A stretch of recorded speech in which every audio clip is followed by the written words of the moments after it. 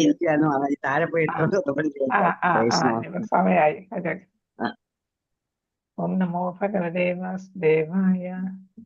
നാരായണം നമസ്കൃത്യം നരം ചൈവ നരോത്തമം ദേവീം സരസ്വതിം വ്യാസം തതോ ജയമുദീരയേ. സ്വപ്രായേ സബലേശിവസിദ്ധ്യം ഭഗവതേശ ലക്ഷ്മി.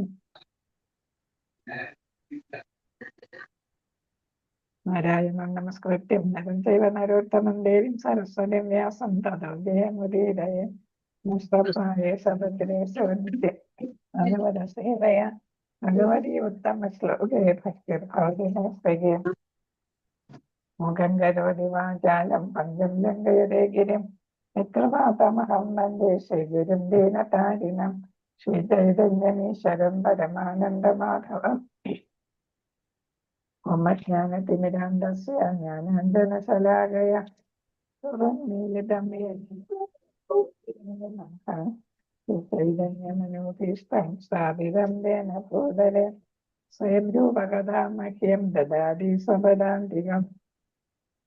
വന്ദേഹം ശ്രീഗുരു ശ്രീയുതപദകമലം ശ്രീഗുരു വൈഷ്ണവാംശ ശ്രീരൂപം സാഗരജാതം സകലനരകുനാദാനികം തം സജീവം സാദ്വൈതം സഹദൂത പരിജന സഹിതം കൃഷ്ണ ചൈതന്യദേവം ശ്രീരാധകൃഷ്ണപാദ സഹിതം ലളിത ശ്രീവിശാഖാനിതാംശ.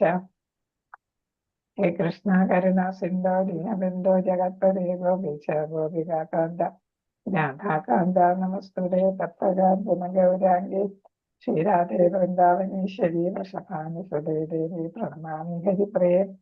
പഞ്ചകൽപതരൂപസ്യ കൃപാ സിന്ധുഭേവ ജനപതിതാനാം ഭാവിനേഭ്യോ വൈഷ്ണവേഭ്യോ നമോ നമഃ.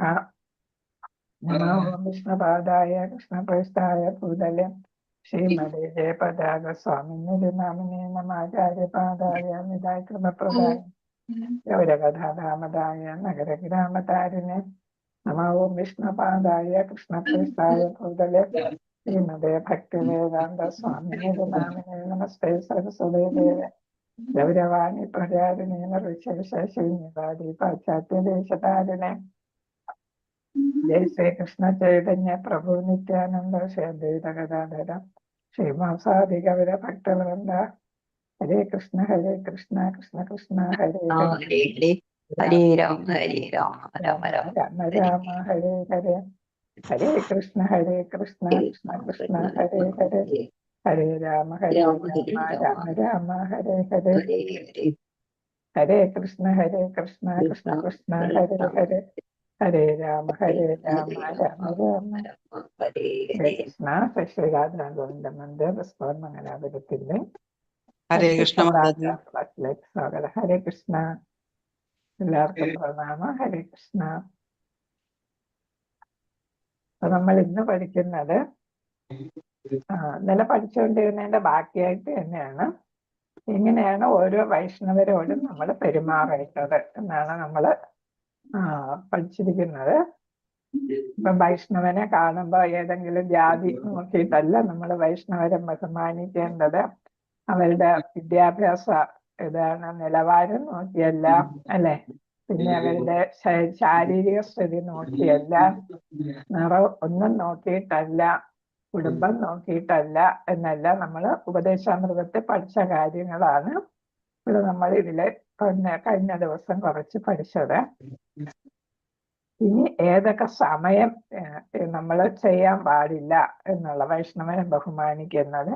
എപ്പോ ആരെ കണ്ടാലും ഉടനെ നമ്മൾ സാഷ്ടാംഗം വീഴണ്ട, അല്ലെ? ദണ്ഡവത് പ്രണാമം, പിന്നെ പ്രഭുക്കന്മാരും പഞ്ചാംഗ പ്രണാമം നമ്മൾ മാതാജിമാരും എപ്പോഴൊക്കെ ചെയ്യണം എന്നാണ് ഇവിടെ പറയുന്നത്. എപ്പോഴൊക്കെ ചെയ്യാൻ പാടില്ല, എപ്പോഴൊക്കെ ചെയ്യണം. അപ്പൊ ഇവിടെ പറയുന്ന ഒരു വൈഷ്ണവൻ കുളിക്കുമ്പോഴോ യാഗത്തിനായി വിറക് ശേഖരിക്കുമ്പോഴോ പൂക്കൾ പറിക്കുമ്പോഴോ വെള്ളം കൊണ്ടുപോകുമ്പോഴോ പ്രസാദം ആദരിക്കുമ്പോഴോ അദ്ദേഹത്തിന് വണങ്ങുന്നത് ബൃഹത് നാരദീയ പുരാണം വിലക്കുന്നു. അപ്പൊ വേറൊരു വൈഷ്ണവനെ നമ്മൾ എപ്പോഴൊക്കെ ആരാധിക്കാൻ പാടില്ല, പ്രണാമങ്ങൾ അർപ്പിക്കാൻ പാടില്ല എന്നാണ്. കുളിക്കുമ്പോ പാടില്ല, യാഗത്തിന് വേണ്ടിയിട്ട് ആ പൂക്കൾ പറിക്കുകയോ വിറക് ശേഖരിക്കുകയോ ചെയ്യുമ്പോഴോ അതിനു വേണ്ടി തന്നെ വെള്ളം കൊണ്ട് പോകുമ്പോഴോ അതേപോലെ പ്രസാദം കഴിക്കുമ്പോഴോ നമ്മൾ അല്ലെങ്കിൽ പറയാറുണ്ട് അല്ലെ, പ്രസാദം നമ്മൾ ആഹാരം കഴിച്ചുകൊണ്ട് എന്ന് ആര് വന്നാലും നമ്മൾ എണീക്കരുത്, അത് പ്രസാദം നമ്മുടെ ആഹാരത്തിന് അവഹേളിക്കുന്നതിന് തുല്യമായിട്ട് കണക്കാക്കുന്നു അല്ലെ. പ്രസാദം അവഹേളനമായിട്ട് കണക്കാക്കാം. അതുകൊണ്ട് ആര് വന്നാലും നമ്മൾ ആഹാരത്തിന്റെ മുന്നിൽ നിന്ന് എണീക്കാൻ പാടില്ല എന്നാണ് പണ്ടേ പറയുന്നത്. അപ്പൊ ഇവിടെയും പറയുന്നു പ്രസാദം ആദരിക്കുക എന്ന് വെച്ചാൽ കഴിക്കുക. ആദരിക്കുമ്പോഴോ വേറൊരു വൈഷ്ണവനെ കണ്ടാ വണങ്ങരുത്.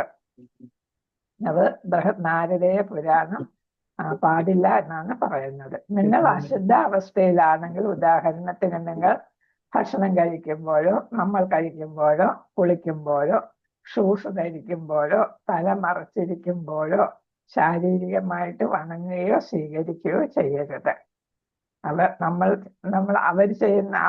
അവരെ നമ്മൾ എപ്പോഴും ബഹുമാനിക്കാൻ പാടില്ല എന്ന് ആദ്യം പറഞ്ഞു. ഇത് നമ്മുടെ സ്റ്റാറ്റസ് എന്താണെന്നുള്ളതാണ് അവസ്ഥയില്. നമ്മൾ ഏതവസ്ഥയിലൊക്കെ ആണെങ്കിൽ എന്ത് ചെയ്യരുത്, വണങ്ങുകയോ നമ്മൾ അതേപോലെ ബഹുമാന ആദരവ് സ്വീകരിക്കുകയോ പാടില്ല. അതേതാണ് അശുദ്ധ അവസ്ഥയിലാണെങ്കിൽ അല്ലെ, നമ്മൾ സ്ത്രീകൾക്ക് പ്രത്യേകിച്ച് പീരീഡ്സ് അങ്ങനെയൊക്കെയുള്ള അശുദ്ധാവസ്ഥയുണ്ട്. അപ്പൊ പുരുഷന്മാരും അതേപോലെ തന്നെ എന്തെങ്കിലും അശുദ്ധ ഉള്ളപ്പോഴ് പിന്നെ വീട്ടില് മരണം അങ്ങനെ ഇങ്ങനെയൊക്കെ ഉണ്ടാവുമല്ലോ, അപ്പോഴൊന്നും പാടില്ല. പിന്നെ ഭക്ഷണം കഴിക്കുമ്പോ പാടില്ല, കുളിക്കുമ്പോ പാടില്ല, ഷൂസ് ധരിക്കുമ്പോ എന്ന് വെച്ചാൽ അപ്പോഴും നമ്മുടെ നമ്മൾ ഷൂസ് എന്ന് പറയുന്നത് നമ്മൾ പുറത്തിടുന്ന സാധനമാണ് അല്ലെ. അപ്പോഴും നമ്മൾ മറ്റുള്ളവരെ ബഹുമാനിക്കുകയോ അല്ലെങ്കിൽ നമ്മളുടെ ബഹുമാനം നമ്മൾ സ്വീകരിക്കുകയോ പാടില്ല. തല മറച്ചിരിക്കുമ്പോഴോ നമ്മൾ തല മൂടിയിരിക്കുമ്പോഴും എന്തെങ്കിലും പ്രത്യേക സാഹചര്യത്തിലായിരിക്കും അങ്ങനെ ചെയ്യുന്നത് അല്ലെ. അപ്പോഴും നമ്മൾ എന്ത് ചെയ്യരുത്, ശാരീരികമായി വണങ്ങുകയോ ആദരവ് സ്വീകരിക്കുകയോ ചെയ്യരുത്. ചിലപ്പോൾ ചില അവസരങ്ങളിൽ ഒരു വൈഷ്ണവനെ ശാരീരികമായി വണങ്ങുന്നത് ഒഴിവാക്കണം. കാരണം അങ്ങനെ ചെയ്യുന്നത് അദ്ദേഹത്തിന് അസൗകര്യമുണ്ടാകും. പകരം നിങ്ങൾ മനസ്സിൽ വണങ്ങുകയും അടുത്ത അവസരം ഉപയോഗിച്ച് ശാരീരികമായിട്ട് വണങ്ങുകയും വേണം. അപ്പൊ കൂട്ടത്തില് ഇപ്പൊ ഒരു ഗ്രൂപ്പിൽ നിൽക്കുകയാണെന്ന് വെച്ചോളൂ അല്ലെ, ഒരുപാട് ആളുകൾ തിങ്ങി നിൽക്കുന്ന സ്ഥലത്ത് നമുക്ക് സാഷ്ടാംഗ പ്രണാമമൊന്നും ചെയ്യാൻ പറ്റില്ല അല്ലെ, പഞ്ചാംഗ പ്രണാമമൊന്നും ചെയ്യാൻ പറ്റത്തില്ല. അപ്പൊ നമ്മൾ അങ്ങനെ അതാണ് ശാരീരികമായിട്ട് വണങ്ങുന്നത് എന്ന് പറയുന്നത്. അങ്ങനെയാണ്. അങ്ങനെ നമ്മൾ ദണ്ഡവത് പ്രണാമോ അല്ലെങ്കിൽ പഞ്ചാംഗ പ്രണാമോ ചെയ്യുന്നത് ഒഴിവാക്കുക. പിന്നെ ഏതാണ് നമ്മൾ മനസ്സിൽ വണങ്ങുക. അതേപോലെ തന്നെ നമുക്കല്ലാതെ തന്നെ ഇങ്ങനെ തൊഴുത് നമസ്കാരം പറയാം അല്ലെ, അങ്ങനെ ചെയ്യുക. മനസ്സിൽ വണങ്ങുക. പിന്നെ അടുത്ത് കാണുന്ന അവസരത്തില് ബഹുമാനിക്കാൻ പറ്റിയ ഒരു അവസരം കാണുമ്പോൾ നമ്മൾ എന്ത് ചെയ്യുക, ബഹുമാനം അർപ്പിക്കുക. ഏതെങ്കിലും ഉന്നത വ്യക്തിക്ക് വണങ്ങുമ്പോൾ ഈ നിയമങ്ങൾ ബാധകമാണ്. വൈഷ്ണവനും അല്ലാത്തവനും ആകട്ടെ. അപ്പൊ അതാണ് നമ്മൾ പണ്ടേ ചെയ്യുന്നത്. മുതിർന്നവരെയും ബഹുമാനിക്കേണ്ടവരെയൊക്കെ നമ്മൾ വണങ്ങും അല്ലെ. അപ്പോഴും ഈ കാര്യങ്ങളൊക്കെ ബാധകമാണ് എന്നാണ് പറയുന്നത്, വൈഷ്ണവനായാലും അല്ലെങ്കിലും. മറ്റൊരു കാര്യം, ഒരു ശ്രേഷ്ഠന് 2 തവണ നാം പ്രണാമം അർപ്പിക്കണം എന്നതാണ്. അതായത് ആദ്യം നാം ശ്രേഷ്ഠ വ്യക്തിയെ കാണുമ്പോഴും വീണ്ടും അവർ നമ്മെ കാണുമ്പോഴും. അപ്പൊ അങ്ങോട്ട് കാണുമ്പോഴും നമ്മൾ ഇങ്ങോട്ട് കാണുമ്പോഴും നമ്മൾ എന്ത് ചെയ്യണം, പ്രണാമം അർപ്പിക്കണം എന്നാണ്. നമ്മളെ കാണുമ്പോഴും നമ്മൾ ആദ്യം അവരെ കാണുമ്പോഴും. അപ്പൊ ആദ്യം അവരെ കാണുമ്പോഴും നമ്മൾ എന്ത് ചെയ്യണം, ബഹുമാനം അർപ്പിക്കണം. പിന്നെ അവർ നമ്മളെ കാണുമ്പോഴും ബഹുമാനം അർപ്പിക്കണം. ഒരു വൈഷ്ണവന്റെ ശരീരത്തെ വിഷ്ണുവിന്റെ ക്ഷേത്രമായി കാണണം. അതിനാൽ ഒരു വൈഷ്ണവനെ പ്രണാമം അർപ്പിക്കുമ്പോൾ നാം ഓർക്കണം, ഹൃദയത്തിനുള്ളിൽ ഭഗവാൻ വിഷ്ണുവിനും പ്രണാമം അർപ്പിക്കുന്നുണ്ടെന്ന്. അതിനാൽ നാം ഒരിക്കലും ഒരു വൈഷ്ണവന്റെ ശരീരത്തിന് മുകളിലൂടെ നടക്കരുത്. ഇപ്പൊ നമ്മൾ പണ്ട് മുതിർന്നവരുടെയൊക്കെ ചെരുപ്പുകളൊന്നും നമ്മൾ മറികടന്ന് പോകത്തില്ല. അവർ കിടന്നാലും അവരെ മറികടന്ന് പോകത്തില്ല. അങ്ങനെയൊക്കെ നമ്മൾ ചെയ്യാറുണ്ട് അല്ലേ. അപ്പൊ അത് നമ്മുടെ ഭാരത സംസ്കാരത്തിന്റെ ഒരു ഭാഗമാണ് അതൊക്കെ. ഇവിടെ വൈഷ്ണവരുടെ കാര്യത്തിലും അതൊക്കെ ബാധകമാണെന്നാണ് ശ്രീല പ്രഭുപാദർ പറയുന്നത്. കാരണം എന്താണ്? നമ്മുടെ പരമാത്മാ രൂപത്തില് ഭഗവാൻ നമ്മുടെ ഉള്ളിലുണ്ടല്ലേ. അപ്പൊ ആ ഭഗവാനും കൂടെയാണ് നമ്മൾ എന്ത് ചെയ്യുന്നത്? ഒരു വൈഷ്ണവനെ നമ്മൾ നമസ്കരിക്കുമ്പോൾ ആരെയാണ് നമ്മൾ നമസ്കരിക്കുന്നത്? ഭഗവാനെ ഉള്ളിലിരിക്കുന്ന ഭഗവാനെയും കൂടെയാണ്, ആ വൈഷ്ണവന്റെ ഉള്ളിലിരിക്കുന്ന ഭഗവാനെയും കൂടെയാണ് നമ്മൾ പ്രണാമങ്ങൾ അർപ്പിക്കുന്നത്. അപ്പൊ വെറും ഒരു വൈഷ്ണവനോ ഒരു ഗുരുവോ അല്ല, പിന്നെ ഏതാണ്? ഉള്ളിലുള്ള ഭഗവാനെയും കൂടെയാണ് നമ്മൾ പ്രണമിക്കുന്നതെന്ന് നമ്മൾ ഓർക്കണം. അപ്പൊ നമ്മൾ എന്താണ് ഇതുവരെ നമ്മൾ അങ്ങനെ പ്രണാമം അർപ്പിക്കാനായിട്ട് വിട്ടുപോയിട്ടുണ്ടെങ്കിൽ ഇനി നമ്മളത് ഓർത്ത് പ്രണാമം അർപ്പിക്കണം എന്നാണ് പറയുന്നത്. പ്രണാമം അർപ്പിക്കുന്നത് അവർ സ്വീകരിക്കുകയും ചെയ്യും. കാരണം എന്താ?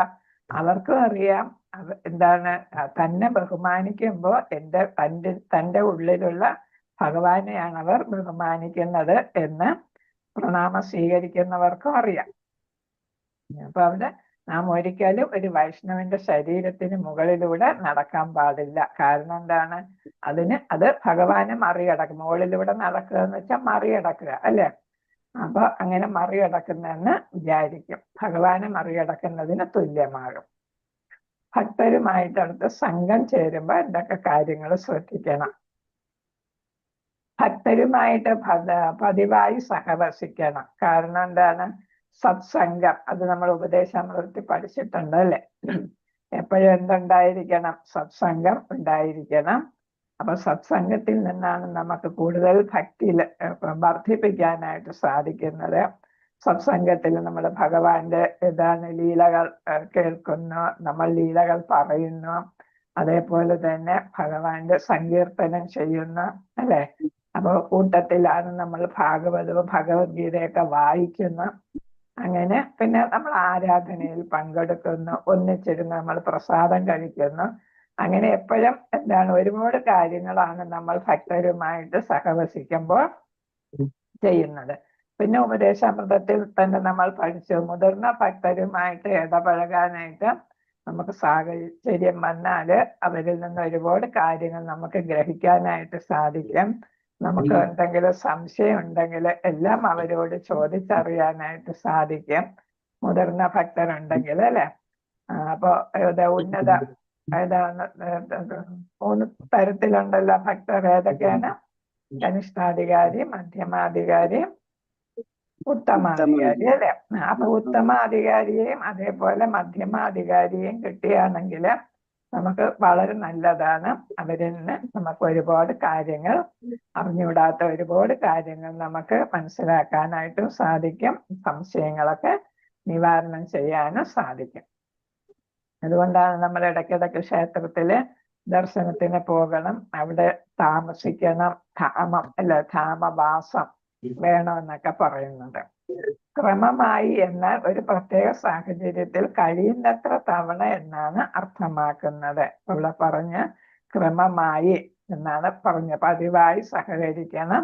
അതെങ്ങനെയാണ്? ക്രമമായിട്ട് സഹവസിക്കണം എന്നാണ്. അപ്പൊ അവരോടൊപ്പം തങ്ങണം.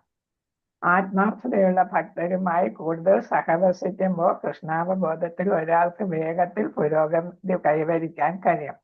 അപ്പൊ നമ്മുടെ ആരാധനയിൽ എന്തെങ്കിലും തെറ്റുകുറ്റങ്ങൾ ഉണ്ടെങ്കിൽ അതൊക്കെ നമുക്ക് മറ്റുള്ളവർ ചെയ്യുന്ന കണ്ടാൽ അല്ലെ, ഉന്നത ഭക്തരൊക്കെ ചെയ്യുന്നത് കണ്ടാൽ നമുക്ക് നമ്മുടെ തെറ്റുകളൊക്കെ തിരുത്താനായിട്ടുള്ള, സ്വയം തന്നെ നമുക്ക് തിരുത്താനായിട്ടുള്ള ഒരു അവസരം കിട്ടാം. നമ്മളിപ്പോ ക്ഷേത്രത്തിൽ പോയവർക്ക് അറിയാം, ക്ഷേത്രത്തിൽ പോകുന്നതിന് മുമ്പ് നമ്മൾ മനസ്സിലാക്കിയ കാര്യങ്ങളെല്ലാം ക്ഷേത്രത്തിൽ ചെന്ന് കണ്ടപ്പോൾ അല്ലെ, കാണുകയും അതിൽ പങ്കാളിയാവുകയും ചെയ്തപ്പോൾ നമുക്ക് ഉൾക്കൊള്ളാൻ പറ്റിയത് എന്നാണ്.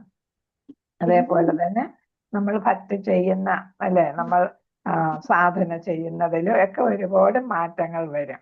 അങ്ങനെ സാധന നന്നായിട്ട് ചെയ്യാൻ പറ്റുമ്പോഴാണ് നമ്മൾ ഭക്തിയിൽ എന്ത് ചെയ്യുക? പുരോഗമിക്കുക അല്ലെ. അപ്പൊ വേഗത്തിൽ പുരോഗതി കൈവരിക്കാനായിട്ട് സാധിക്കും എന്നാണ് പറയുന്നത്. അപ്പൊ ഒരു പ്രചോദനമാണ് നമ്മൾ ഭക്തരെ കാണുന്നതും ക്ഷേത്രത്തില് ഭക്തരുമായിട്ട് ഇടപഴകുകയും ആരാധനയിലൊക്കെ അവരുമായിട്ട് പങ്കെടുക്കുകയും ഒക്കെ ചെയ്യുമ്പോൾ നമുക്ക് അറിയാതെ തന്നെ ഭക്തി വർദ്ധിക്കാം. സത്സംഗം എന്നാൽ ഭക്തൻ ശാരീരികമായി ഒത്തുചേരുന്നു എന്നല്ല, ആ സഹവാസത്തിൽ ചെയ്യുന്നത് എന്താണ് എന്നതാണ് പ്രധാനം. അപ്പൊ നമ്മൾ ഒരുമിച്ച് താമസിക്കുന്നു എന്നതല്ല കാര്യം. പിന്നെ എന്താണ്, നമുക്കപ്പോ എന്തൊക്കെ മെച്ചപ്പെടുത്താനായിട്ട് സാധിച്ചു അല്ലെ? ആ സഹവാസത്തിൽ നിന്ന് നമുക്ക് എന്തൊക്കെ മെച്ചപ്പെടുത്താനായിട്ട് സാധിച്ചു. സത്സംഗത്തിന്റെ അടിസ്ഥാനം സങ്കീർത്തനം, കൃഷ്ണകഥ, സേവ എന്നിവയാണ്. അപ്പൊ നമ്മൾ നഗര സങ്കീർത്തനത്തിൽ പങ്കെടുത്തു. പിന്നെ ഏതാണ് രഥയാത്രയുടെ സമയത്താണെങ്കിൽ രഥയാത്രയെ പങ്കെടുത്തു. രാവിലെ നമ്മൾ അവിടുത്തെ ആരതികളിലൊക്കെ പങ്കെടുക്കുന്നു. പിന്നെ എന്താ ഭാഗവതം ഇതെല്ലാം കേൾക്കുന്നുണ്ട്. ക്ലാസ്സുകൾ അവിടെ അറ്റൻഡ് ചെയ്യുന്നു. പിന്നെ നമ്മൾ പല പല സേവകൾ ചെയ്യുന്നു. ഭഗവാന് ആഹാരം ഉണ്ടാക്കുന്നതിനും ഭഗവാൻ ഒരുക്കുന്നതിന് വേണ്ടിയിട്ട് പൂകെട്ടുക അങ്ങനെയൊക്കെ ഉള്ളത്. പിന്നെ അവിടെയൊക്കെ നമുക്ക് ശുചീകരണം ആവശ്യമുണ്ടെങ്കിൽ അതിലും ഒക്കെ നമുക്ക് പങ്കെടുക്കാനായിട്ട് സാധിക്കും. അപ്പൊ എന്താണ് ഇവിടെ ഉദ്ദേശിക്കുന്ന സഹവാസം അല്ലെങ്കിൽ സത്സംഗം എന്ന് പറയുമ്പോൾ അവിടെ എന്താണ് വേണ്ടത്? സങ്കീർത്തനം വേണം, കൂട്ടായിട്ടുള്ള ഏതാണ് നാമം ചൊല്ലലും അല്ലെ, അത് ഭജനയും ഒക്കെയാണ്. പിന്നെ കൃഷ്ണകഥയും സേവ. അപ്പൊ അതൊക്കെയാണ്. എന്നുവെച്ചാൽ ഭഗവാനെ കുറിച്ച്, ഭഗവാന്റെ ലീലകളെ കുറിച്ച്, ഭക്തരുടെ ഭഗവാനുമായിട്ടുള്ള ലീലകളെ കുറിച്ചും എല്ലാം നമുക്ക് കേൾക്കാനും സേവ ചെയ്യാനും. പ്രജൽപ ഒഴിവാക്കണം നമ്മൾ പറയുന്നുണ്ട്. അത് ഉപദേശാമൃതത്തിൽ നമ്മൾ പഠിച്ചതാണ് അല്ലെ? ലൗകികമായിട്ടുള്ള സംസാരം ഒഴിവാക്കണം. നമുക്ക് എപ്പോഴും എന്ത് ഇഷ്ടംപോലെ വിഷയങ്ങൾ കിട്ടും അല്ലെ? ലോക കാര്യങ്ങള്, കുടുംബകാര്യങ്ങള് എല്ലാം ആവശ്യത്തിൽ വേണ്ടുവോളം നമുക്ക് സംസാരിക്കാനായിട്ട് ഒന്ന് തുടങ്ങി കിട്ടിയാൽ പിന്നെ നോൺ സ്റ്റോപ്പ് ആയിട്ട് നമുക്ക് സംസാരിക്കാനുണ്ടാവും അല്ലെ? ഫോണിലൂടെയാണ് കൂടുതൽ സംസാരം വരുന്നത് അല്ലെ? ബന്ധുക്കളും സുഹൃത്തുക്കളും ഒക്കെ. അപ്പം ആ സുഹൃത്ത് നമ്മുടെ കൃഷ്ണാവബോധത്തിൽ ഉള്ളതാണെങ്കിൽ നമ്മൾ രക്ഷപ്പെട്ടു അല്ലെ?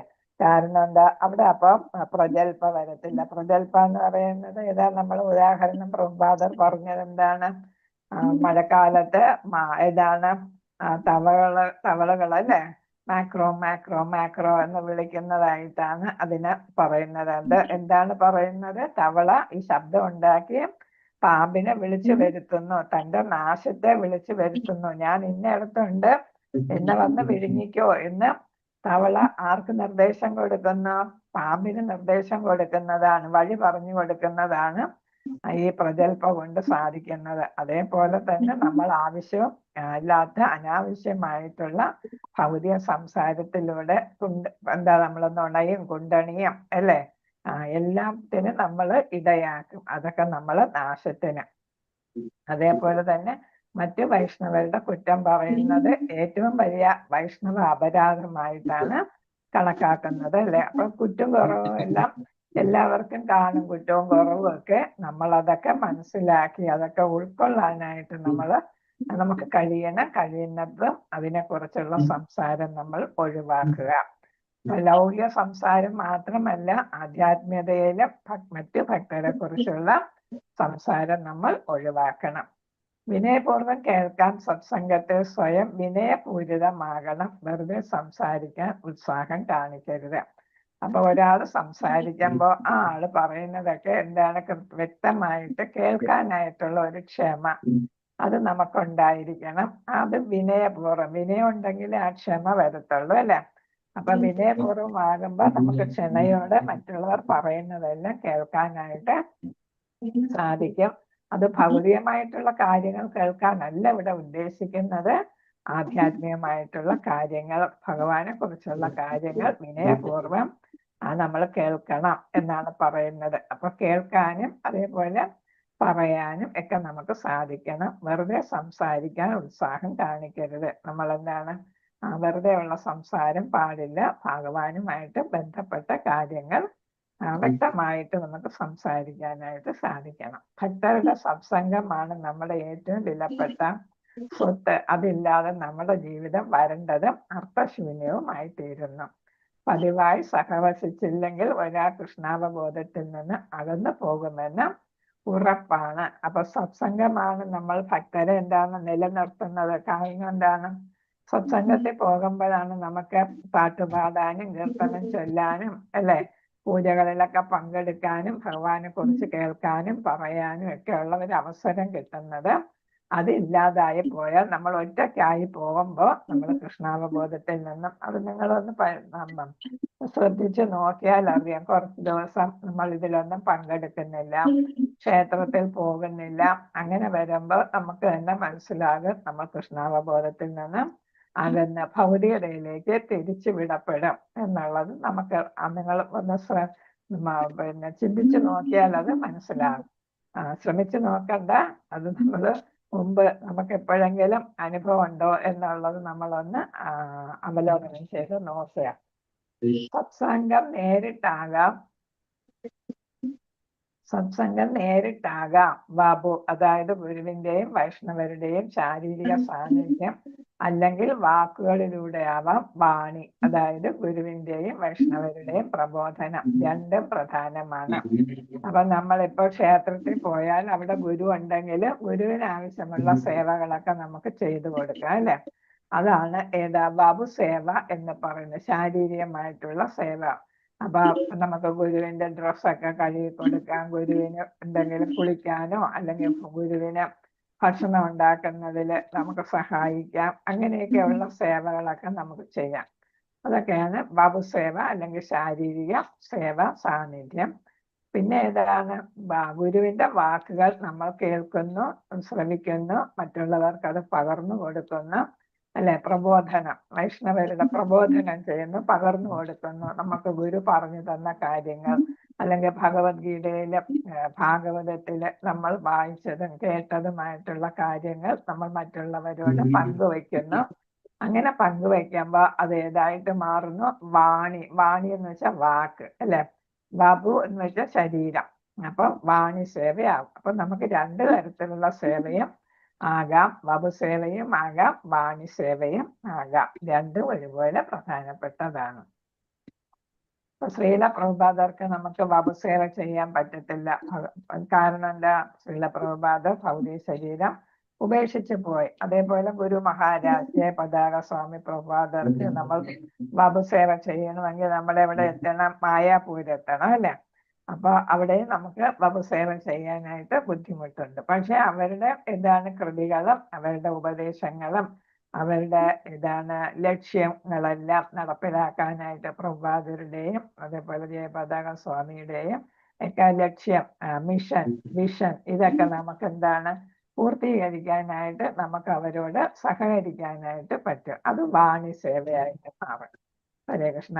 അവരുടെ നിർദ്ദേശങ്ങളൊക്കെ അതേപോലെ പാലിച്ച് നമ്മൾ പ്രവർത്തിക്കുമ്പോൾ വാണി സേവയായിട്ട് മാറും. 4 അതിലധികമോ ജപങ്ങൾ ജപിക്കുന്ന ഭക്തർ സുഹൃത്തും വഴികാട്ടിയുമാകാൻ കഴിയുന്ന ഒരു ഉപദേഷ്ടാവിനെ സ്വീകരിക്കണം. ഇപ്പൊ 16 മാല എന്ന് പറയുന്നിടത്ത് 4 മാലയെ ജപിക്കാൻ പറ്റിയിട്ടുള്ളൂ എങ്കിൽ എന്ത് ചെയ്യണം? അങ്ങനത്തെ ഭക്തർ ഏതെങ്കിലും ഒരു ഗുരുവിനെ വഴികാട്ടിയായിട്ട്, ഒരു സീനിയർ ആയിട്ടുള്ള ഭക്തനെയോ അല്ലെങ്കിൽ ഒരു ഗുരുവിനെയോ സ്വീകരിക്കണം എന്നാണ് ഇവിടെ പറയുന്നത്. വഴികാട്ടിയാകാനായിട്ട് സുഹൃത്തും വഴികാട്ടിയുമാകാൻ കഴിയുന്ന ഒരു ഉപദേഷ്ടാവിനെ ഉപദേശം നൽകാൻ, അതൊരു സീനിയർ ഡിവോട്ടി, അല്ലെ? അവരെ സമീപിക്കണം. അപ്പൊ ഇതിനെ കുറിച്ചൊക്കെ അറിയാനായിട്ട് krishnatemple.com അവിടെ നമുക്ക് മെമ്പർഷിപ്പ് ഒക്കെ എടുത്ത് നമുക്ക് കൂടുതൽ കാര്യങ്ങൾ മനസ്സിലാക്കാനായിട്ട് സാധിക്കും എന്നാണ്. ശ്രീല രൂപ ഗോസ്വാമി ഉപദേശാമൃതത്തിൽ വിശദീകരിക്കുന്നത് വൈഷ്ണവർക്കിടയിൽ 6 സ്നേഹ കൈമാറ്റങ്ങൾ ഉണ്ടെന്നാണ്. അത് നമ്മൾ പഠിച്ചതാണ്.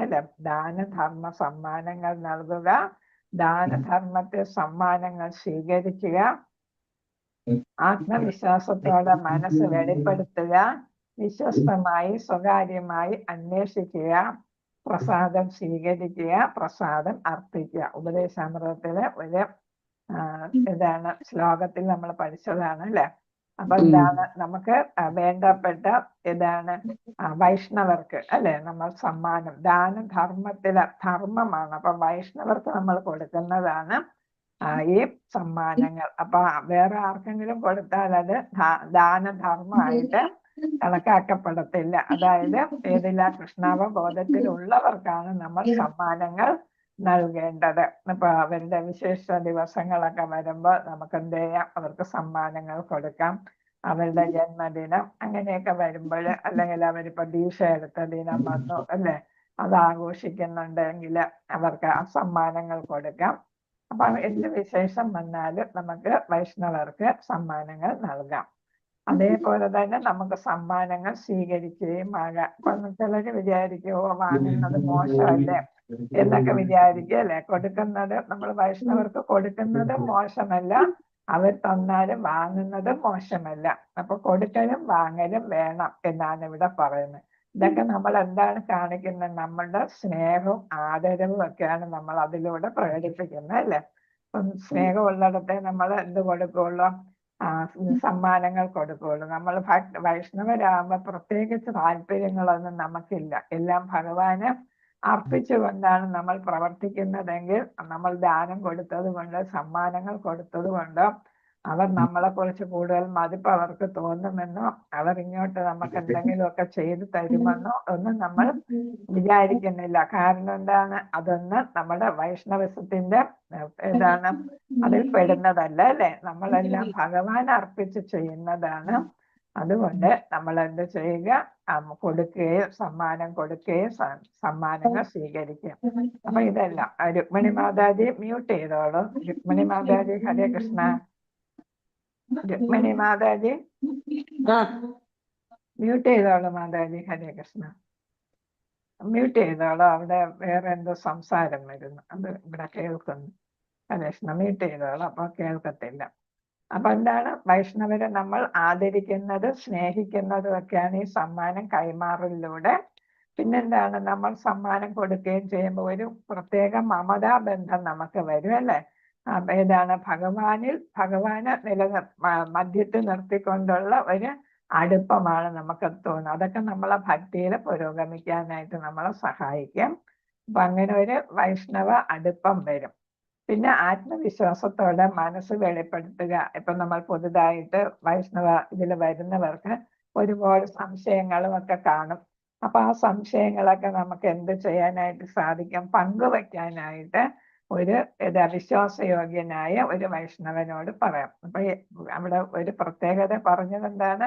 വിശ്വാസയോഗ്യനായ വൈഷ്ണവനായിരിക്കണം. അതായത് പ്രജൽപ ചെയ്യുന്ന ഒരു ആയിരിക്കരുത്. നമുക്ക് തന്നെ നമ്മുടെ ഭൗതികതയിൽ ഒരുപാട് സുഹൃത്തുക്കൾ കാണും. ചില സുഹൃത്തുക്കൾ എന്താണ്? നമ്മൾ എന്ത് പറഞ്ഞാലും അത് അവരുടെ മനസ്സിൽ മാത്രം നിൽക്കാം. അല്ലാതെ നമ്മളിപ്പോ ഒരു കാര്യം ആരോടും പറയരുത് എന്ന് പറയുന്ന കാര്യം അവരും എന്താണ് ഒരുപാട് പേരെടുത്ത് പറയും. ഓരോരുത്തരടുത്ത് അവര് പറയും ആരോടും പറയരുത് എന്ന് പറഞ്ഞിട്ട് അതെന്താണ് അങ്ങാടി പാട്ടാവും അല്ലെ. അതുപോലെ ആകരുത്. അത് നമുക്ക് തന്നെ അറിയാം. ചില സുഹൃത്തുക്കളുണ്ട്, ആത്മമിത്രങ്ങളെന്ന് നമ്മൾ പറയാം അല്ലെ.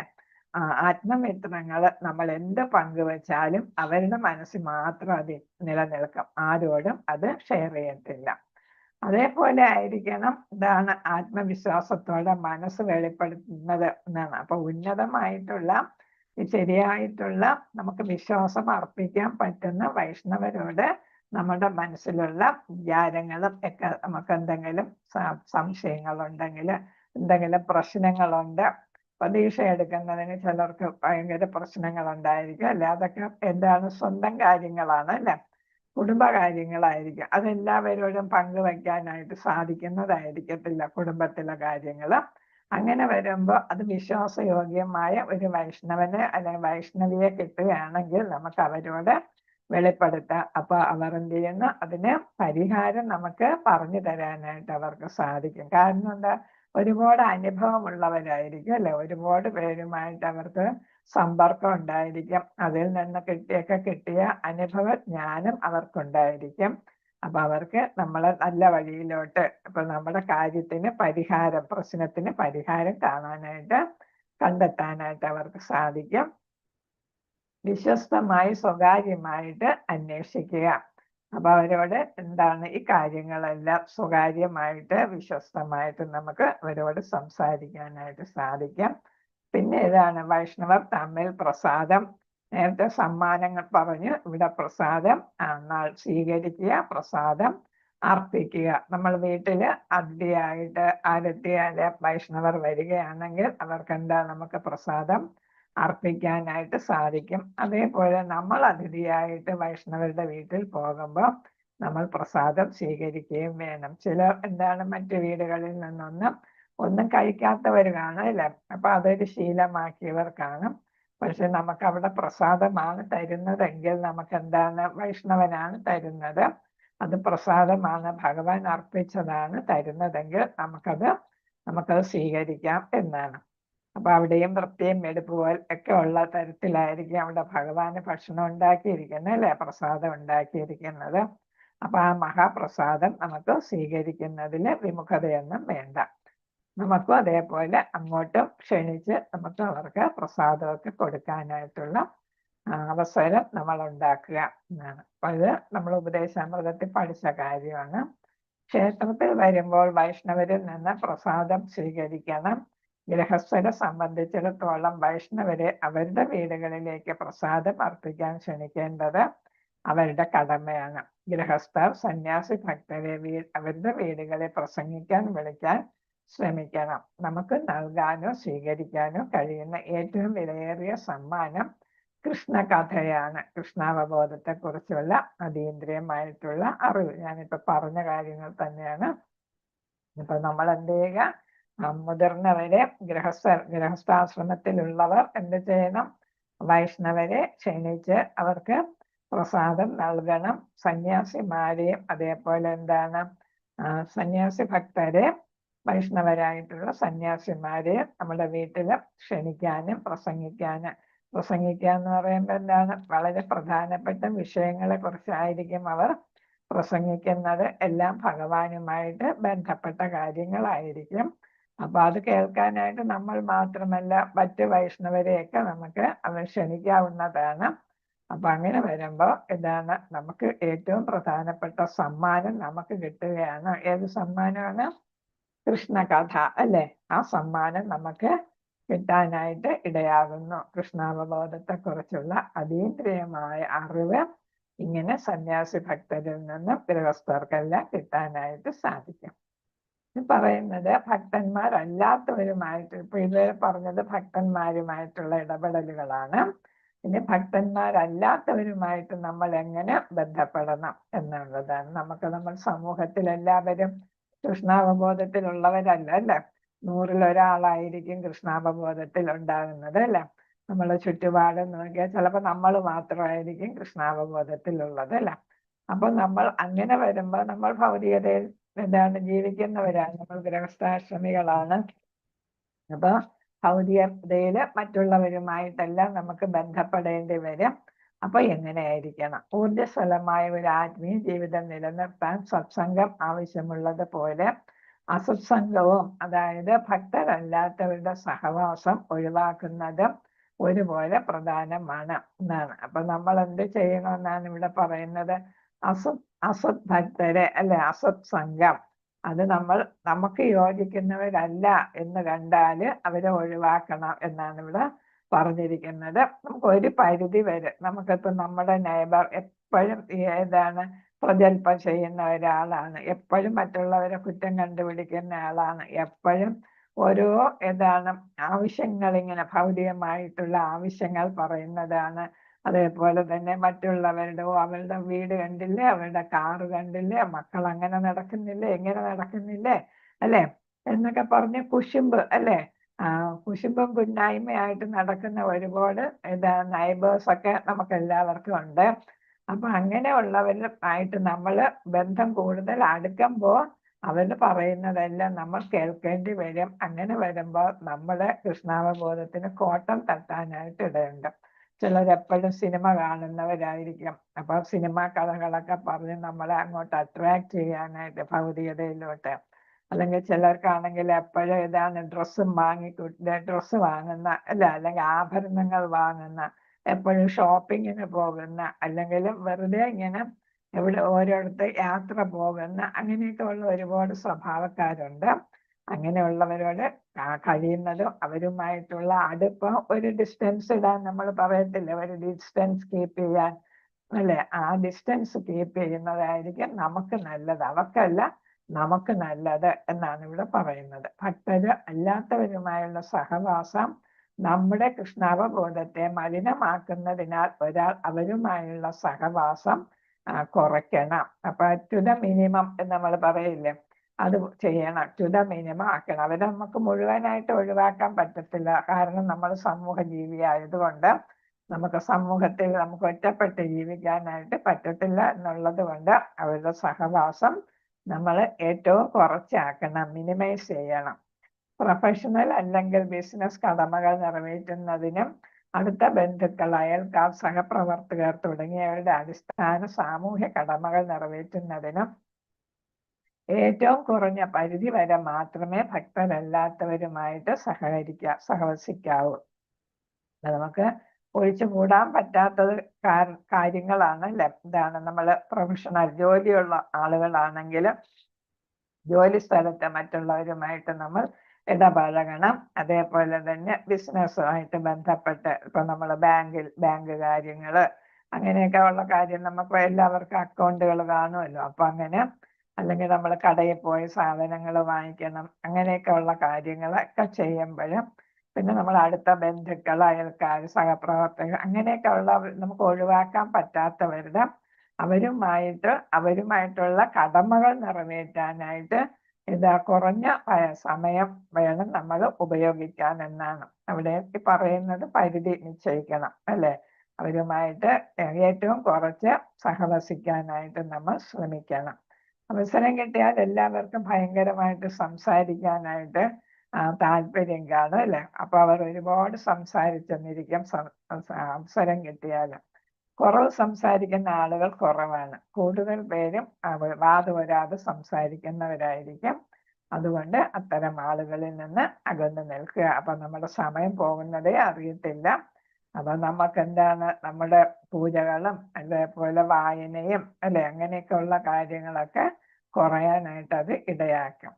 ഭാഗവതം പറയുന്നത് അത്തരം സഹവാസത്തിലൂടെ ഒരാൾക്ക് സത്യം, ശുചിത്വം, കരുണ, ഗുരുത്വം, ബുദ്ധിശക്തി തുടങ്ങിയ എല്ലാ നല്ല ഗുണങ്ങളും ഒരു ഭക്തന് സ്വയമേവ ലഭിക്കുന്ന എല്ലാ ഐശ്വര്യവും നഷ്ടപ്പെടുന്നു എന്നാണ്. അപ്പൊ ഈ വേണ്ടാത്ത സഹവാസം എന്തിനിടയാക്കുമെന്നാണ് പറയുന്നത്? സത്യം, ശുചിത്വം, കരുണ, ഗുരുത്വം, ബുദ്ധിശക്തി തുടങ്ങിയ ഗുണങ്ങൾ നമ്മൾ ഭഗവത്ഗീതയിലെ 26 സദ്ഗുണങ്ങളെ കുറിച്ച് പഠിച്ചിട്ടുണ്ട് അല്ലെ. അപ്പൊ ആ സദ്ഗുണങ്ങളൊക്കെ ഇല്ലായ്മ ചെയ്യാനായിട്ട് അത് ഇടയാക്കും എന്നാണ് പറയുന്നത്. സദ്ഗുണങ്ങൾ ആർക്കെങ്കിലും ഓർമ്മയുണ്ടോ? ഹരേ കൃഷ്ണ. ഏതെങ്കിലും സദ്ഗുണങ്ങൾ ഓർമ്മയുണ്ടെങ്കിൽ പറഞ്ഞോളൂ. ഹരേ കൃഷ്ണ. അത് അധ്യായം 16 1, 2, 3 ശ്ലോകങ്ങളിലാണ് ഈ 26 ഗുണങ്ങളെ കുറിച്ച് പറയുന്നത്. ഏതൊക്കെയാണ്?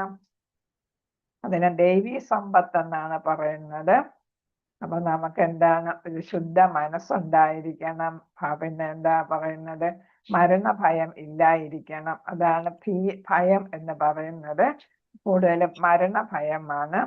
പിന്നെ നമുക്ക് ആധ്യാത്മിക ജ്ഞാനം ഉണ്ടാകണം. പിന്നെ നമുക്ക് വേണ്ടത്ര ദാനം എന്ന് വെച്ചാൽ, ദാനം നമ്മൾ ഭഗവത്ഗീതയെ പഠിച്ചിട്ടുണ്ട്.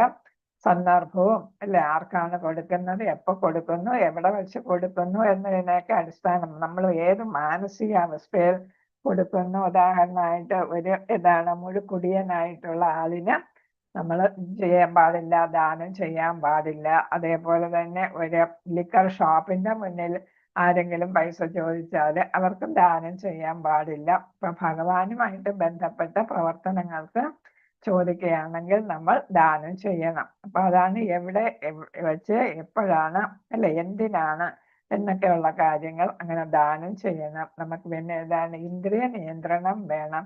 ചിലർക്ക് എന്താണ്, സുഖലോലുപതയില് ഭയങ്കര താല്പര്യമായിരിക്കും അല്ലെ, അത് പാടില്ല. പിന്നെ നമ്മൾ എന്താ വേണം, നമുക്കെല്ലാം ത്യജിക്കാനുള്ള ഒരു സാക്രിഫൈസ് ആറ്റിറ്റ്യൂഡ്. നമ്മൾ ദാനം ചെയ്യുമ്പോൾ അതും ഒരു സാക്രിഫൈസ് തന്നെയായിട്ട് കണക്കാക്കാം. നമ്മൾ ദാനം ചെയ്യുന്നത്, ചിലപ്പോൾ ഡ്രസ്സ് ദാനം ചെയ്യുന്നത്, നമുക്കിഷ്ടമില്ലാത്ത വേണ്ടാത്ത ഡ്രസ്സുകളായിരിക്കും പലർക്കും ദാനം ചെയ്യുന്നത്. അതിലൊരു സാക്രിഫൈസും ഇല്ല. നമുക്ക് ഏറ്റവും ഇഷ്ടപ്പെട്ട സാധനം നമ്മൾ ദാനം ചെയ്യുമ്പോഴാണ് അതില് വരുന്നത്, സാക്രിഫൈസ് എന്നുള്ള തത്വം വരുന്നത് അല്ലെ. അങ്ങനെ വേണം നമ്മൾ ദാനം ചെയ്യാനെന്ന്. പിന്നെ നമ്മൾ ഭഗവത്ഗീത, ഭാഗവതം തുടങ്ങിയ ശാസ്ത്ര ഗ്രന്ഥങ്ങളെ കുറിച്ചുള്ള അറിവുണ്ടായിരിക്കണം. തപസ് എന്ന് പറയുന്നത് ഒരു തരത്തിലുള്ള ത്യാഗമാണ്. നമുക്ക് ഏറ്റവും വേണ്ടപ്പെട്ടത് വേണ്ടാന്ന് വെക്കുന്നത് തന്നെയാണ് തപസ് എന്ന് പറയുന്നത്. നമുക്ക് ഏറ്റവും ഇഷ്ടപ്പെട്ട ഇപ്പൊ ചായ കുടിക്കുന്നവരായിരുന്നു, ചായ വേണ്ടെന്ന് വെക്കുന്നത് ഒരു തപസ്സാണ് അല്ലെ. അങ്ങനെയുള്ളത് അങ്ങനെ തപസ്. പിന്നെ എന്താണ്, നമ്മളെല്ലാം എന്താ നേരെ വാ നേരെ പോ എന്നുള്ള ഒരു ആറ്റിറ്റ്യൂഡ് ഇല്ല. സ്ട്രേറ്റ് ഫോർവേഡ്നെസ് എന്ന് നമ്മൾ പറയും. എല്ലാം നേരെ വാ നേരെ പോ എന്ന് വെച്ചാല് നമുക്കതിലൊരു കളവും നമ്മൾ ചെയ്യുന്നില്ല, സത്യസന്ധമായിട്ടുള്ള കാര്യങ്ങൾ ചെയ്യുന്നു. അഹിംസ ഏതാണ് ഏതാണ് അഹിംസ എന്ന് പറയുമ്പോൾ മറ്റുള്ളവരെ ഉപദ്രവിക്കാതിരിക്കുക എന്ന് മാത്രമല്ല അതുകൊണ്ട് ഉദ്ദേശിക്കുന്നത് വാക്കുകൊണ്ടോ പ്രവൃത്തി കൊണ്ടോ ചിന്ത കൊണ്ടോ മറ്റുള്ളവർക്ക് ദോഷം ആഗ്രഹിക്കാതിരിക്കുക എന്നുള്ളതാണ്. മൃഗങ്ങളെ കൊല്ലുന്നതും ഒക്കെ അഹിംസയെ കൊല്ലാതിരിക്കുന്നതും അഹിംസയെ പെടുമെങ്കിലും നമ്മുടെ ചിന്ത മോശമാണെങ്കിൽ അത് ഹിംസയായിരിക്കും. മറ്റുള്ളവന് ദോഷം വരാൻ ആഗ്രഹിക്കുകയാണെങ്കിൽ അത് എന്തായിട്ട് വരും? ഹിംസയായിട്ട് വരും. പിന്നെ നമ്മൾ ഒരാളിനെ ഉപദ്രവിക്കുകയാണെങ്കിൽ അതും ഹിംസയായിട്ട് വരും. അപ്പൊ നോട്ടത്താലും പാടില്ല, വാക്കാലും പാടില്ല, ചിന്തയാലും പാടില്ല, കർമ്മങ്ങളാലും പാടില്ല എന്നാണ് ഇവിടെ പറയുന്നത്. അങ്ങനെയാണ് അഹിംസ എന്ന് പറയുന്നത്. പിന്നെ എപ്പോഴും സത്യസന്ധത, സത്യമേ ഏവ ജയതേ എന്ന് നമ്മൾ പറയല്ലേ. പിന്നെ സത്യസന്ധത എന്ന് പറയുമ്പോൾ അവിടെ നമ്മൾ ശ്രദ്ധിക്കാനുണ്ട്, ഒരാൾ മനോവേദന ഉണ്ടാക്കുന്ന സത്യം നമ്മൾ വെളിപ്പെടുത്തരുത്. അപ്പൊ ഇതാണ് ഒരാളിന്റെ മുഖത്ത് നോക്കിയിട്ട് അയാൾക്ക് ഏറ്റവും വിഷമം വരുന്ന സത്യമാണ്, അത് സത്യമാണ്, പക്ഷെ അയാൾക്ക് മനോവിഷമം ഉണ്ടാക്കുകയാണെങ്കിൽ അത് നമ്മൾ ഒഴിവാക്കണം എന്നാണ് പറയുന്നത്. അതപ്പോ ഹിംസയായിട്ട് മാറുമല്ലേ. ഞാൻ എല്ലാം സത്യമേ പറയൂ എന്ന് ചിലരങ്ങനെ പറയുമല്ലേ. ഞാൻ പറഞ്ഞത് സത്യമാണല്ലോ, അവന് വിഷമം ഉണ്ടായെങ്കിൽ എനിക്കെന്താ എന്ന് പറയും അല്ല. ചോദിച്ചു എന്തിനാ നീ അത് പറയാൻ പോയത് എന്ന് ചോദിച്ചാൽ പറയുന്നത് എന്താ, ഞാൻ ഉള്ളതുപോലെ പറഞ്ഞു എന്ന് പറയും. പക്ഷെ ആ ഉള്ളത് മറ്റുള്ളവർക്ക് വിഷമം ഉണ്ടാക്കുന്ന കാര്യമാണെങ്കിൽ അത് സന്ദർഭവും സൗകര്യവും ഒക്കെ നോക്കിയിട്ടേ ആ സത്യം പറയാവൂ എന്നുള്ളതാണ്. അപ്പൊ അതാണ് സത്യസന്ധത. കോപമില്ലായ്മ, നമുക്കറിയാം ആഗ്രഹങ്ങളാണ് നമ്മുടെ കോപത്തിനെല്ലാം കാരണം അല്ലേ. അപ്പോൾ നമുക്ക് ആഗ്രഹം സാധിക്കാതെ വന്നാൽ ഉടനെ തന്നെ നമുക്ക് കോപം വരും. പിന്നെ നമ്മൾ അതല്ല സമ്മോഹം അല്ലെ, അങ്ങനെ കുറെ കാര്യങ്ങൾ നമ്മൾ ഭഗവത്ഗീതയിൽ പഠിച്ചായിരുന്നു. സമ്മോഹം വരും. പിന്നെ നമുക്ക് എന്താണ് മനസ്സ് അല്ലെ, നമ്മുടെ മനസ്സിനെ പിടിച്ചു നിർത്താൻ പറ്റാത്ത ഒരവസ്ഥയായിട്ട് വരും. അത് പിന്നീട് ബുദ്ധിഭ്രമം അല്ലെ, പിന്നെ നമ്മുടെ നാശത്തിന് ഇടയാക്കും. ഇതൊക്കെ ഓർക്കുന്നുണ്ടോ ഭഗവത്ഗീതയിൽ പഠിച്ച കാര്യങ്ങൾ? ഹരേ കൃഷ്ണ. ഉണ്ട് മാതാജി. ഹരേ കൃഷ്ണ. അപ്പൊ പറയുമ്പോ അത് നിങ്ങൾക്ക് കുറച്ചുകൂടെ ഓർക്കാനായിട്ട് അല്ലെ, ഓർത്തെടുക്കാൻ പറ്റും. അതാണ് കോപമാണ് നമ്മുടെ ഒരു ഏറ്റവും വലിയ ശത്രു. അതിനെ നമുക്ക് അടക്കാനായിട്ടൊക്കെ വളരെ ബുദ്ധിമുട്ടാണ്. പിന്നെ നമുക്കൊരു ത്യാഗ മനോഭാവം, മറ്റുള്ളവർക്ക് നമുക്ക് എന്തെങ്കിലും സഹായം ചെയ്തു കൊടുക്കുക എന്നുള്ളത് ഒരു ത്യാഗ മനോഭാവമായിട്ട് വരും. അർഹിക്കുന്നവർക്ക് നമ്മൾ എന്ത് ചെയ്യുക? ഉപകാരങ്ങൾ ചെയ്തു കൊടുക്കുക. സമാധാനം വിലയ്ക്ക് വാങ്ങാൻ പറ്റാത്ത ഒരു സാധനമാണ്. ഏതാണ്? സമാധാനം അല്ലെ. ശാന്തിയും സമാധാനം. ഇപ്പൊ നമ്മളെല്ലാം ചെയ്യുന്നത് എന്തിനു വേണ്ടിയിട്ടാണ്? ശാന്തിയും സമാധാനം ഉണ്ടാകാൻ വേണ്ടിയിട്ടല്ലേ. എത്ര കോടികൾ ഉണ്ടായാലും നമുക്ക് എന്ത് കാണത്തില്ല? സമാധാനം കാണത്തില്ല. കോടികൾ ഉണ്ടായാൽ പിന്നെ അതിന്റെ ഇതിലായിരിക്കും സമാധാനക്കേട്. ഇതെങ്ങനെ സൂക്ഷിക്കും, കൈകാര്യം ചെയ്യും എന്നുള്ളതായിരിക്കും.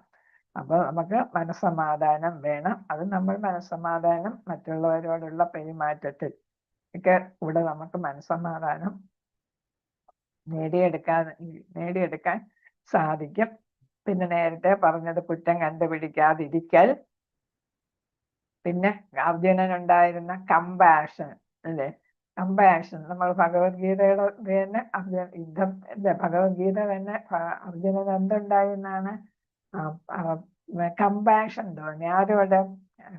മറ്റു ബന്ധുക്കളോടും ഗുരുക്കന്മാരോടും ഒക്കെ അനുകമ്പ തോന്നി അല്ലെ. ആ അനുകമ്പ ഉണ്ടാകണം. പിന്നെ അത്യാഗ്രഹം പാടില്ല. ഏറ്റവും പ്രധാനം വിനയം ഉണ്ടായിരിക്കണം, ലാളിത്യം ഉണ്ടായിരിക്കണം. മറ്റുള്ളവരെ ചതിക്കാനുള്ള ഇതുണ്ടാകാൻ പാടില്ല.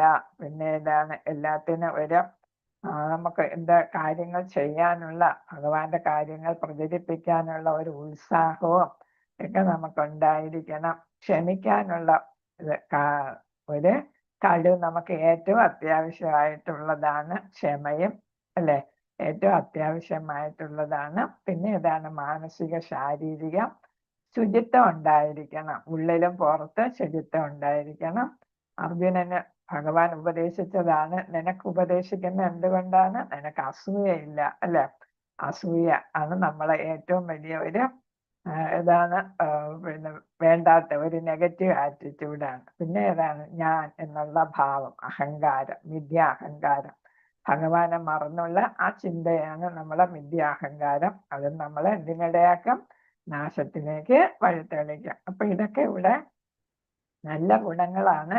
ആ ഗുണങ്ങളെല്ലാം ഇവിടെ സത്യം പറഞ്ഞു, ശുചിത്വം പറഞ്ഞു, കരുണ പറഞ്ഞു, ഗുരുത്വം പറഞ്ഞു, ബുദ്ധിശക്തി അല്ലെ, എല്ലാ ഗുണങ്ങളും ഭക്തന് സ്വയമേവ ലഭിക്കുന്ന എല്ലാ ഐശ്വര്യവും നഷ്ടപ്പെടും. ഏതുകൊണ്ട് നഷ്ടപ്പെടും? തെറ്റായിട്ടുള്ള സഹവാസത്തിലൂടെ നമുക്കിതൊക്കെ നഷ്ടപ്പെടും. അതേസമയം ഒരു ശുദ്ധ ഭക്തനുമായിട്ടാണ് നമ്മുടെ ബന്ധമെങ്കില്, ഇടപാടുകളെങ്കില് നമുക്കിതൊക്കെ നേടിയെടുക്കാനും സാധിക്കും അല്ലെ?